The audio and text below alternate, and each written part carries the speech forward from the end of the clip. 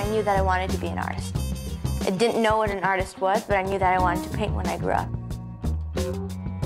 Talking to people about being famous, that's the thing that you want to be when you grow up. I'm Bret the Hitman Hart, and I was born in Calgary, Alberta in 1957.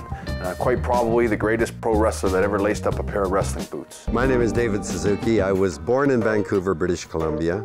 I live in British Columbia. And for most of my adult life, I was a geneticist, a scientist. My name is Daniel Liebeskind.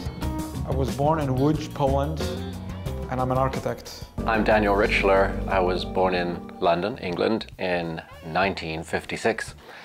I'm a jack of all trades, master of none, but presently the editor-in-chief of Book Television. My name is Erica Mann Jong.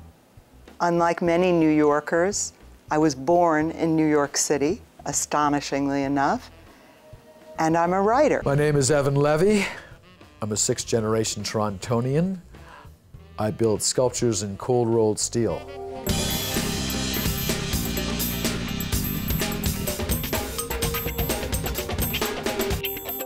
It's a matter of loving and enjoying what you do. There you go. And that leads you to everything.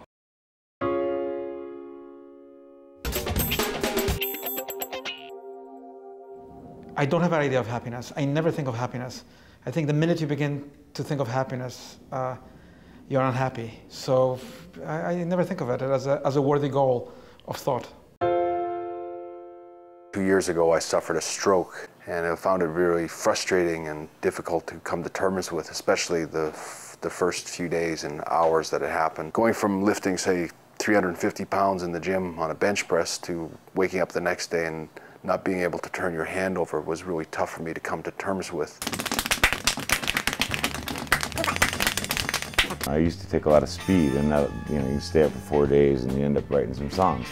And then there's the other way of using it where you're so depressed, and that's the wrong way to take drugs. That's drug abuse. My greatest fear is that George W. Bush will blow up the world. My greatest fear is of a long, slow death by torture. A collapse somewhere in the ecosystem of the planet so that it can no longer tolerate the ability of the Earth to support life. I think what challenges me the most is staying present. It's very tricky to do, but I think it's a key. When I create a new piece of music, a new song, and it just sounds fantastic, and usually it's kind of like at midnight when everybody's asleep, I come out here and all the kids are sleeping, and I just start writing. And it's because I can't sleep because I can hear a melody in my head. No, I can't answer that. I surely would be a lousy dentist, doctor, plumber. I wouldn't have my heart in it. What I'm cut out to do is to entertain the people and to be happy doing it.